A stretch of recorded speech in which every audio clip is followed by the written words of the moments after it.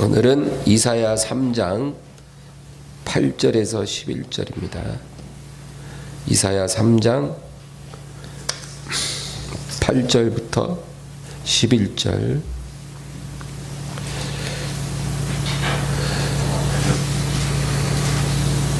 다 같이 읽습니다.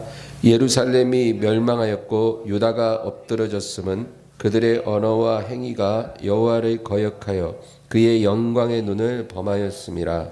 그들의 안색이 불리하게 증거하며 그들의 죄를 말해주고 숨기지 못함이 소돔과 같으니 그들의 영혼에 화가 있을진저 그들이 재앙을 자취하였도다. 너희는 의인에게 복이 있으리라 말하라. 그들은 그들의 행위의 열매를 먹을 것이며 악인에게는 화가 있으리니 이는 그의 손으로 행한 대로 그가 보응을 받을 것임이라. 아멘.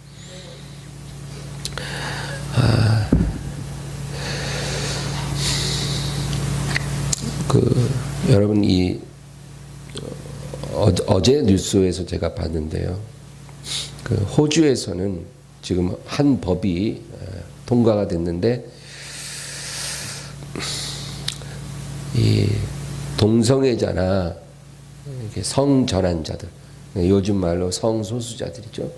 성소수자들에게 회개를 촉구하는 설교를 하거나 기도를 해주거나 어떤 상담을 하면 징역 10년 그리고 엄청난 벌금을 물게 하는 그 법이 통과가 됐답니다. 그래서 1년간의 유예기간을 두고 시행을 하는데 지금 그래서 호주 기독교계가 아주 패닉에 빠졌다고 합니다. 그러니까 동성애자들에 대해서 회개하라고 말을 못하는 거예요. 회개하면 10년간 감옥에 가야 돼요. 예수님도 회개하라 그러고 설교를 시작하셨는데 이제 회개하란 말 함부로 못하는 거예요. 이런 상황에서 누가 용기 있게 동성애자들에게 회개하라고 말할 수가 있겠습니까? 오늘 본문 8절을 보면 예루살렘이 멸망하였고 유다가 엎드러졌음은 그들의 언어와 행위가 여호와를 거역하여 그의 영광의 눈을 범하였음이라. 하나님의 백성 이스라엘이 멸망하고 엎드러졌어요. 하나님의 택한 백성인데 엎어졌어요. 근데 그 이유가 뭐냐면 그들의 언어와 행위가 여호와를 거역하여 그의 영광의 눈을 범하였음이라. 하나님의 눈을 범했다. 여러분, 하나님의 눈을 범했다라는 말은 그 눈을 자극했다, 찔렀다 이런 뜻이거든요. 하나님의 눈을 찌른 거예요. 누가? 하나님의 자식이. 사자가 이렇게 앉아 있는데, 엎드려 있는데 우리가 가서 그 사자 눈을 한번 손가락으로 찔러 본다면 어떻게 될까요? 사자가 가만히 있을까요? 바로 덤벼들겠죠. 하나님의 영광의 눈을 찌른다는 것은 멸망을 자초하는 일이죠. 누가 됐든 예외가 없는 거예요. 우리 하나님은 불꽃 같은 눈을 갖고 계시다. 그렇게 성경에 기록하고 있어요. 계시록, 요한계시록을 보면 하나님의 눈을 불꽃이라고 묘사를 3번이나 해요. 3번. 계시록에. 그러니까 하나님의 눈은 타오르는 불꽃 같아요. 그 눈이 우리를 지켜보고 계신 거예요. 그래서 우리의 말과 행위가 하나님의 불꽃 같은 눈동자 앞에 있다는 것을 잊어서는 안 되는 거예요. 그런데 이스라엘이 엎어지고 멸망한 것은 하나님의 눈을, 그 불꽃 같은 눈을 찔렀어요. 그들의 말과 행위로서. 그런 그들이 그 후에는 육체로 오신 하나님을 십자가에 못 박고, 그렇죠? 옆구리를 창으로 찌르잖아요.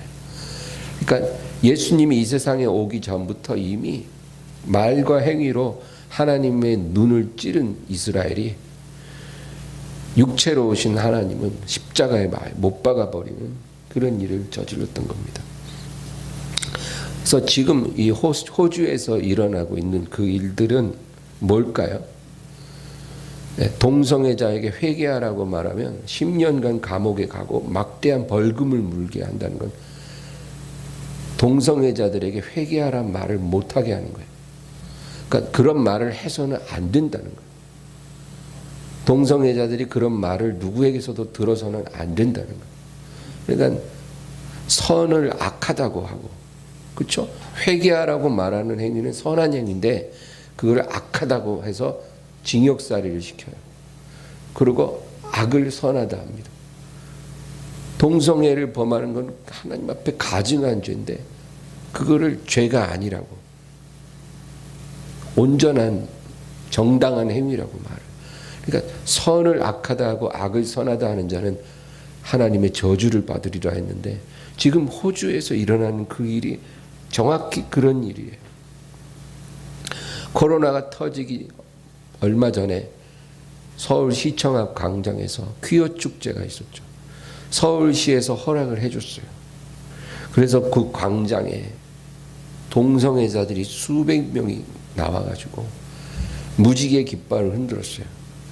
완전히 시청 앞은 무지개 깃발로 덮였어요. 여러분, 무지개라는 것은 하나님의 영광을 드러내는 거예요. 그래서 하나님 보좌 뒤에 무지개가 있다고 성경에 묘사하고 있잖아요. 근데 원래 이 무지개라는 것은 7색깔이에요. 7이라는 것은 하나님의 완전수죠. 그런데 동성애자들이 흔드는 무지개 깃발은 6색깔 무지개예요. 남색을 빼버렸어요. 7색깔이어야 하는데 하나를 빼고 6색깔로 된 무지개를 흔드는 게 동성애자들이에요. 왜 6색깔 무지개일까요? 7이라는 숫자는 하나님을 의미하지만 6이라는 숫자는 적그리스도를 의미하는 숫자거든요. 그러니까 하나님을 대적하는 거예요. 하나님이 창조한 희망의 상징인 무지개를 하나님을 대적하는 상징으로 바꿔서 흔드는 거예요. 6색깔 무지개를 흔들어요. 그런데 그 퀴어 축제를 보면 부끄러워하지 않아요. 동성애자라 그러면 부끄러워서 숨겼었는데 이젠 대낮에 팬티만 입고 나와서 남자가 남자끼리 뽀뽀하고 더러운 짓을 막 백주 대낮에 하면서 조금도 부끄러워하지 않아요. 여러분, 이 상황을 성경에서 우리가 보죠. 뭐가 오버랩이 돼요? 소돔이 그랬어요. 동성애자로 가득 찬 성인데 조금도 부끄러움이 없어요. 롯의 집에 들어온 두 천사를, 육체로 이제 나타난 천사들을 능욕하기 위해 남자 게이들이 수백 명이 그 집을 에워쌌어요. 부끄러움이 없는 거예요. 이런 죄들이 바로 하나님의 영광의 눈을 찌르는 행위예요. 제가 엊그제 신문에 기사를 하나 읽었는데 우리나라 지금 현직 검사장이에요. 현직 검사장. 근데 이 검사장이 권력형 비리를 전문적으로 수사했던 그런 사람이에요. 그래서 과거에 전직 대통령들 또 재벌 총수들을 가차없이 수사해서 기소한 그런 아주 유능한 이제 검사죠. 근데 이 사람이 지금 현 정부의 실세를 이제 수사를 했어요. 현 정부의 실세를 수사하다 보니 막 불이익을 당해가지고 현 정부 들어 3번이나 한직으로 좌천을 당할 정도로 그렇게 불이익을 당한 이 사람이 이제 인터뷰를 했더라고요. 근데 이 사람이 뭐라 그러냐면 과거에는 어떤 권력형 비리를 자기가 수사를 할 때는 그 어떤 범죄 혐의를 받는 그 정치인이 이게 사실이면 잘못이라는 그 전제하에 수사를 받았대요. 어떤 혐의가 있다 그러면 수사를 하잖아요. 그러면 그게 사실이면 잘못이다라는 거죠.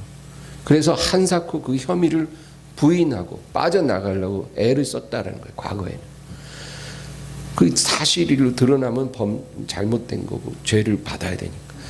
그런데 요즘에는 수사받는 권력 실세들이 뭐라 그러냐면 이게 사실이라 해도 뭐가 문제냐라는 거예요. 이게 사실이라 해도 뭐가 문제냐. 그러고는 오히려 적반하장식으로 나와서 수사하는 검사나 이런 수사기관을 오히려 막 핍박하고 불이익을 주고 그런 일들이 일어나고 있다. 그 얘기. 과거에는 일어나지 않았던 일들을 요즘에는 본다는 거예요. 이게 뭐예요? 다 같은 맥락에서 죄를 부끄러워하지 않는 거예요. 죄를 부끄러워하지 않아요. 죄를 부끄러워하고 숨기고 감추고 이랬었는데 이제는 뭐가 문제냐는 거예요. 이게 뭐가 잘못이냐. 자기 자식을 의대에 진학시키려고 표창장도 위조하고 이것저것 잘못을 다 저질렀음에도 억울하다는 거예요. 다 나를 정치적으로 공격하기 위해서 짜맞추기 수사를 하는 거지 억울하다는 거예요. 자기가 잘못됐다라고 얘기를 안 해요.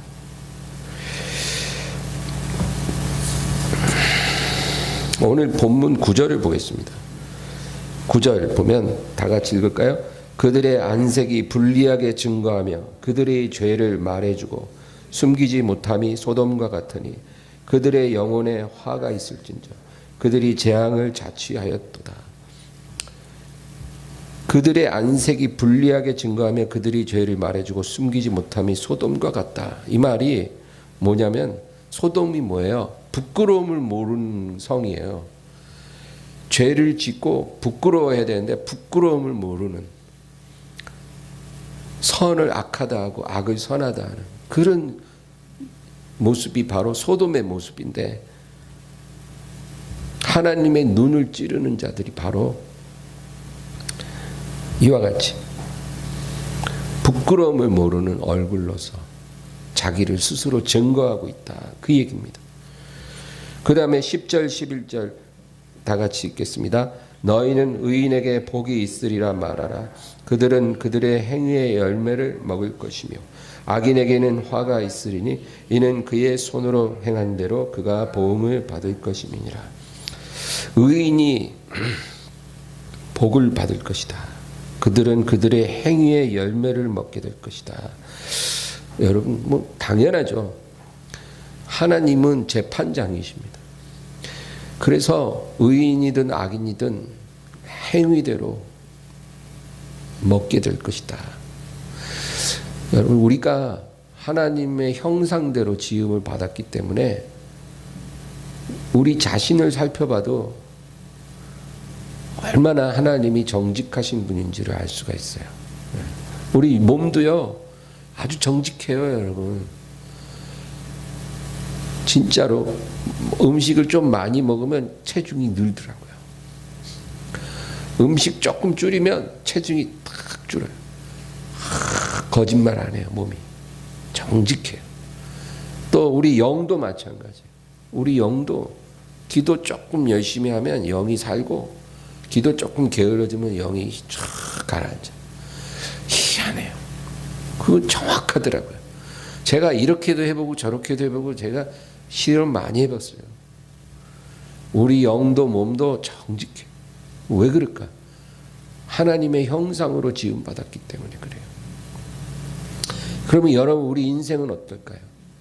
우리 인생도 하나님 것이에요. 우리 인생도 정직한 거예요. 의인은 의인의 행위대로 먹을 것이고 악인은 악인의 행위대로 열매를 먹게 되는 거예요. 예외 없다는 거예요. 예외 없어요.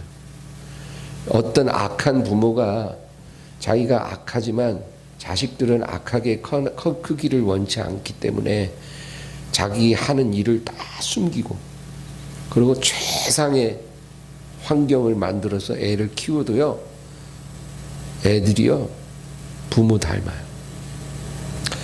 그거는 환경의 문제가 아니라 영적인 문제입니다. 부모의 죄가 자식에게 그렇게 흘러가는 거예요. 부모의 신앙도 자식에게 흘러가는 거예요. 정직합니다. 그래서 자식이 문제가 있을 때는 자식을 타박하기 전에 자기를 봐야 돼요. 정직하게. 하나님은 정직하신 분이거든요. 그래서 이 의인이든 악인이든 자기 열매를 먹을 것인데, 문제는 의인이라고 하면 그게 어떤 행위를 얘기하는 건데, 이제 저와 여러분에게 있어서 의라는 것은 행위의 의가 아니라 믿음의 의예요. 왜 그러냐면 행위로는 의롭다함을 얻을 육체가 없기 때문에 그래요. 하나님 앞에서. 모든 사람이 죄를 범함으로 하나님의 영광에 이르지 못했다 그랬거든요. 그러니까 하나님이 보실 때는 이렇게 앞에 나와 있는 목사인 저나 앉아있는 여러분이나 또 이 바깥에 살아가는 모든 사람들이나 별 차이가 없다라는 거예요. 하나님이 보실 때 모든 사람이 죄를 범함으로 하나님의 영광에 모두 다 이르지 못했다. 그 얘기예요. 그래서 하나님이 의로움을 우리에게 주시기 위해 믿음으로 말미암는 의를 세우신 거예요.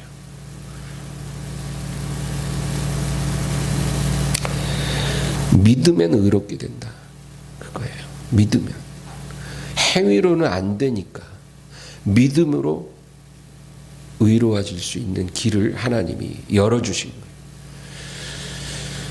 그래서 하나님이 보실 때는 두 종류의 사람이 있는데, 하나는 드러난 죄인이 있고 또 하나는 감추어진 죄인이 있어요. 하나님 앞에서는 우리가 다 죄인이에요. 의로워지려면 믿어야 돼요. 하나님, 예수님. 그런데 어쨌든 간에 하나님이 보실 때는 우리가 다 죄인이었다. 어떤 죄인? 드러난 죄인과 감추어진 죄인. 둘 중에 하나예요. 드러난 죄인은 예수님 당시에 예수님을 따라다니던 세리라, 창녀, 이런 사람들 말이에요. 하나님도 알고 세상도 알고 자기도 알아. 죄인이라는 거예요. 그런 사람들은 드러난 죄인들이에요. 그러나 감추어진 죄인들이 있어요. 바리새인들이 그랬어요. 그들이 죄인이라는 것은 하나님만 알아. 세상은 그들이 죄인이라고 생각하지 않아요. 세상은 그들이 아주 거룩하고 청결한 사람이라고 생각을 해요. 그리고 자기들도 그렇게 믿어요. 그런데 누가 그들을 죄인이라고 해요? 하나님이. 그래서 예수님이 오셔서 화 있을진저 바리새인들이요, 너희들은 잔과 대접의 겉은 깨끗이 하나 속에는 더러운 것이 가득하고, 너희는 회칠한 무덤 같아서 겉으로는 뭐 회칠을 했어도 그 안에는 해골이 가득하다. 그렇게 예수님이 바리새인들을 정죄하신 것은 하나님이 그들을 죄인으로 정죄하셨다, 그거예요. 그러니까 하나님 앞에서는 모든 사람이 다 죄인인데, 세리나 창녀같이 드러난 죄인이 있고 바리새인들 같이 감추어진 죄인이 있을 뿐이라는 거죠. 그래서 하나님이 뭐라고 하냐면, 드러난 죄인이든 감추어진 죄인이든 다 회개하고 예수 그리스도를 믿어라. 그것만이 너희가 의로워질 수 있는 유일한 길이니라. 이제 그렇게 하나님이 선언을 하신 거예요. 그러므로 여러분, 우리가 이 사람을 볼 때 지나치게 포장된 사람들은 조심해야 돼요. 예. 그 사람들은 감추어진 죄인일 가능성이 99%예요. 바리새인이라 그 말이에요. 너무 참, 저 목사님 너무 청빈한 목사님이에요. 저렇게 청빈한 목사님은 없는 것 같아요. 만약에 그런 목사가 있다면 조심하세요. 너무 거룩한 사람 있으면 조심하세요. 국민을 너무 생각하고 살신성이 나는 그런 정치가가 보이거든. 조심하세요. 그 사람은 감추어진 죄인일 가능성 99%예요. 하나님이 사랑하시는 사람은요, 오른손이 하는 일을 왼손이 모르게 하는 사람이에요. 그러니까 자기를 세상에 막 드러내는 사람이 아니라 아무도 나를 모르게끔 그렇게 감추는 사람이 사실은 하나님 앞에 더 온전한 사람이다. 은밀한 중에 보시는 하나님 앞에 행하는 사람, 그런 사람이 돼야 되는 거예요. 이런 사람들은 자기 실수, 자기 부족함, 자기 연약함을 감추려고 하지 않아요. 자기가 원래 그런 사람이기 때문에 그냥 그대로 보여줘요. 나 원래 이렇게 실수가 많아요. 모르셨어요? 저 원래 이런 사람이에요. 저 원래 이렇게 제가 부족합니다. 죄송합니다. 제가 원래 그랬어요. 저 원래 그렇습니다. 그렇게 자기 부족한 거 다 드러내고, 그리고 자기의 선한 일은 아무도 모르게 하고, 누가 꼭 알아줄 필요가 뭐가 있어요? 신문에 나야 될 이유가 뭐가 있어요? 오히려 신문에 누가 취재하겠다고 기자가 인터뷰 요청하면 됐어요. 저 그런 거 원치 않아요. 제가 어떤 사람인지 사람들이 저를 칭찬하는 거 전 조금도 원하지 않아요. 전 사양하겠습니다. 이런 사람이에요. 그런 사람을 하나님이 기뻐하는 거지. 인터뷰하자고 좋습니다. 자기를 세상에게 다 드러내려고 하고, 내가 어떻게 하나님을 위해서 살았는지, 내가 얼마나 청빈한 삶을 살았는지, 내가 얼마나 희생적으로 살았는지, 그거 다 드러내는 사람이거든. 여러분, 그 사람은 감추어진 죄인이라는 걸 알아야 해요. 그러므로 오늘 저는 하나님이 보시는 믿음 가운데 한 가지만 얘기하고 마칠까 해요. 그건 무슨 믿음이냐? 듣는 믿음이에요. 듣는 믿음. 하나님이 우리의 믿음을 보실 때 여러 가지를 보시는데 그 중에 한 가지, 듣는 믿음. 이거 한 가지만 오늘 말하고 싶어요. 성경을 보면 하나님은 여러 모양으로 나타나요. 만물을 창조하시는 하나님, 그렇죠? 가까이 가지 못할 빛에 거하시는 하나님, 모든 것을 다 아시는 하나님, 능치 못함이 없는 하나님, 여러 가지로 하나님을 우리가 알지만 특별히 성경이 우리에게 말해주는 하나님은 말씀하시는 하나님이에요. 말씀하신다. 하나님 말씀하세요. 그래서 이 세상에 죄가 관영하고 정말 하나님이 이 땅을 심판하실 때에도 하나님은 말씀하셨어요. 그리고 그 말씀을 듣는 자가 있었다. 여러분, 하나님은 누구에게 말해요? 듣는 자에게 말해요. 그러므로 하나님이 아무 말도 안 한다는 것은 들을 자가 없기 때문이에요. 들을 자가 없으면 하나님 말씀 안 해요. 그래서 엘리 제사장 때 하나님의 말씀이 희귀하고 이상이 보이지 않았다 그랬어요. 들을 자가 없으니까. 그런데 어린 사무엘이 태어나고 나니까 하나님이 사무엘에게 이제 말하기 시작했어요. 왜? 들을 자가 있거든. 그러니까 하나님 말씀하셔. 하나님이 들을 자가 있는데 말하지 않는 경우는 없어요. 들을 자가 있으면 말하신다. 그래서 홍수 심판할 때도 노아에게 먼저 내가 이 땅을 홍수로 심판하리라. 노아에게 말했잖아요. 말씀하시는 하나님. 소돔을 불로 멸망시킬 때도 하나님은 먼저 아브라함에게 말씀하셨어요. 내가 소돔의 죄악을 보고 그 땅, 그 성을 심판하려 하노라. 아브라함에게는 말했거든요. 내가 아브라함에게 무엇을 숨기겠는가. 들을 자만 있으면 하나님은 말씀하시는 하나님이에요. 여러분, 우리가 하나님의 말씀을 듣는 사람이 되기를 주의 이름으로 축원합니다. 정말 그런 사람이 돼야 돼요. 그러면 하나님이 우리에게 말씀하실 거예요. 근데 하나님 지금도 들을 자를 찾고 계시고 지금도 말씀하고 계세요. 근데 하나님이 이 시대에 말씀하시는 건 뭐냐면 내가 반드시 곧 너에게로 다시 갈 것이다. 그리고 내가 죄인과 악인들을 불로 심판할 것이다. 그리고 나를 경외하는 의인들은 불같은 연단을 통과하게 할 것이고, 그리고 불로 심판하기 전에 내가 그들을 불러갈 것이다. 하나님이 그 말을 지금 하고 계세요.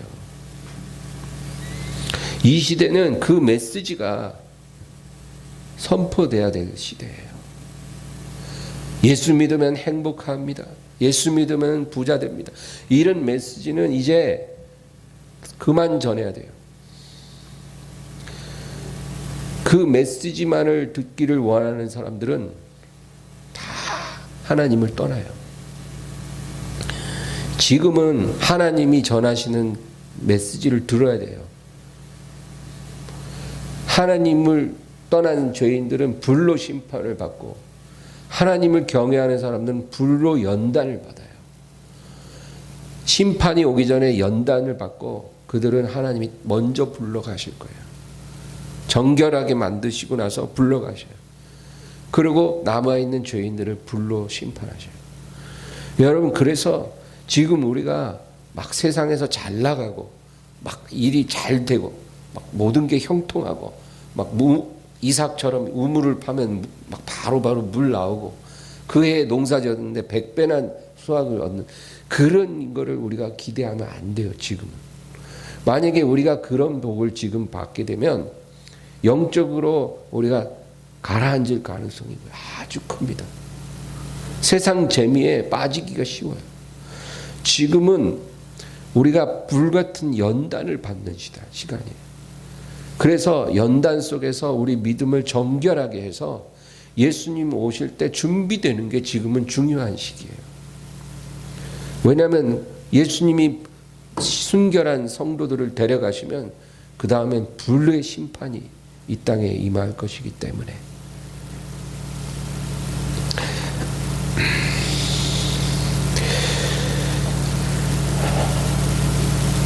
아브라함 얘기만 하고 설교를 마치려고 그래요. 여러분, 아브라함은 100세의 아들을 얻었어요. 100세의 아들을 얻었어요. 그러니까 그 아들은 아브라함 노년에 주신 진정한 행복이에요. 아브라함이 100세가 될 때까지 자식이 없었기 때문에 그 인생은 안고 없는 찐빵같이, 여러분, 뭐랄까 좀 맥이 빠지고 좀 재미도 없는 그런 인생이었어요. 하나님 섬기면 되지. 여러분, 사람은 하나님을 당연히 섬겨야 되지만 하나님과 동등할 수는 없어요. 어떻게 피조물이 창조주와 동등할 수가 있겠어요? 하나님은 홀로 계신 하나님이시기 때문에 뭐 외로움을 타시지는 않아요. 하나님이시기 때문에. 그러나 우리는 하나님이 아니에요.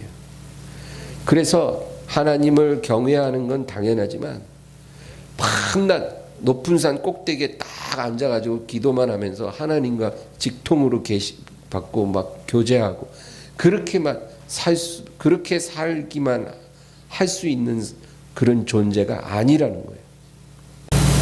밤낮 금식하고 밤낮 기도하고 밤낮 예배드리고 하나님과 교제하고 그것만 해보세요. 사람 못 견뎌요. 모세가 40일간 금식하면서 시내산에 가서 하나님과 있다가 내려왔죠. 40일이니까 견딘 거예요. 1년 동안 해보라 그래요. 막 약간 맛이 가갖고 내려왔을 거예요. 사람이니까. 그래서 하나님을 경외하는 건 당연히 중심에 있어야 되지만 사람은 사람끼리 어우러지고 사람과의 관계 속에서 행복을 누려야만 하는 존재예요. 하나님이 그렇게 우리를 지었기 때문에 아담에게 하와가 필요했던 거예요. 그래서 모여야 돼요. 서로 어우러지고 서로 사랑하고 사랑받고. 그래서 하나님이 교회를 세운 거예요. 그냥 하나님 섬기고 예배만 드리는 거라면 뭐 꼭 교회가 필요하겠어요. 각자가 집에서 해도 되지. 교회를 세우시고 모이라고 한 것. 모이기에 힘쓰라. 그날이 다가옴을 볼수록 더욱 그리하라. 모이기를 패하지 마라.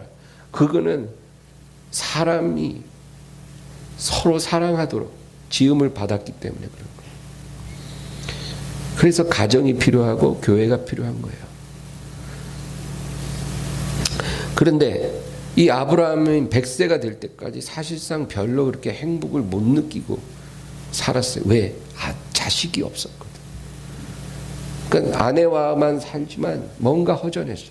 그런데 100세의 아들을 딱 낳으니 얼마나 행복한지 몰라. 정말 막 하루하루가 꿀맛 같아. 그 애가 막 자라나는 모습만 봐도 막 행복이 막 강물처럼 흘러. 그런데 여러분, 이 인생의 노년에 찾아온 이 행복과 기쁨을 하나님이 나에게 바쳐라. 나에게 번제로 드려라. 그렇게 명령하셨다는 거예요. 여러분, 하나님은 아브라함 노년에 간만에 찾아온 행복을 빼앗을 마음이 없었어요. 하나님이 주신 행복이잖아요. 그렇죠? 하나님이 안 주셨으면 100세 아들이 낳겠어요? 어림도 없죠. 기적이 일어나서 100세 아들을 주셨는데 하나님이 주신 그 노년의 행복을 몇 년 안 돼서 하나님이 다시 빼앗고 싶으시겠냐고요. 그런 하나님은 절대 아니고, 하나님이 아브라함에게 아들을 번제로 드려라 하신 것은 아브라함이 그것을 만끽하고 있지만 언제라도 하나님이 내게 드려라고 했을 때 그것을 즉시로 하나님 앞에 드릴 수 있는 마음의 준비가 됐는지, 그거를 보고 싶었던 거예요. 아브라함 노년에 행복한 거는 하나님도 기뻐서 주신 거지만 오늘이라도 너의 그 행복을 나에게 바쳐라고 했을 때 아멘 하고 즉시로 순종할 수 있는지, 아니면 안 됩니다 하나님, 내가 이제까지 100년 이상을 순종하며 살았지만 이것만은 안 됩니다, 이렇게 말을 할지 하나님이 한번 시험해 보고 싶었다, 그 얘기예요. 그런데 이 시험을 아브라함이 잘 통과했어요. 정말 그 아들 보는 낙에 하루하루 살던 아브라함이었는데 하나님이 너의 사랑하는 외아들을 내게 번제로 바쳐라 말씀하신 순간 그 다음날 일찍 일어나 그 아들과 길을 떠났어요. 그거 보고 하나님이 너무 만족해 하셨어요. 여러분, 이게 바로 하나님의 시험이고 불같은 연단이에요.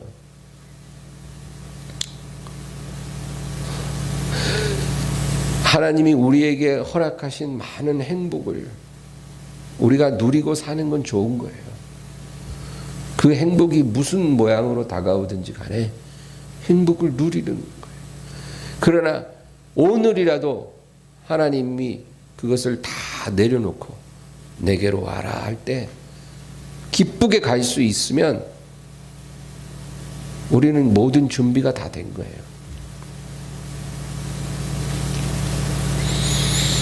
바로 지금 이 시대에 하나님 자녀들이 가져야 될 믿음, 그 믿음이 바로 이 믿음이에요. 말씀하시는 하나님, 함께 귀 기울이고 그 하나님께서 내게 무엇을 말씀하시든지 즉시로 순종할 수 있는 그 준비가 내게 있다면 여러분 우린 준비 다 된 거예요. 그러면 우리는 그 믿음 가지고 하루하루 하나님이 주신 모든 행복을 누리며 살면 돼요. 하나님 잘 섬기고 또 가족과 내 이웃들과 함께 즐겁게 살고 하나님이 허락한 모든 것 누리고 살면 돼요. 그러나 오늘이라도 주님께서 오셔서 우리를 부르실 때 미련 없이 다 내려놓고 하나님 앞에 갈 수 있는 마음의 준비만 됐으면 됐다 그 말이에요. 이 믿음 갖기를 주의 이름으로 축원합니다. 오늘 말씀 생각하면서 우리 간절히 기도하겠습니다.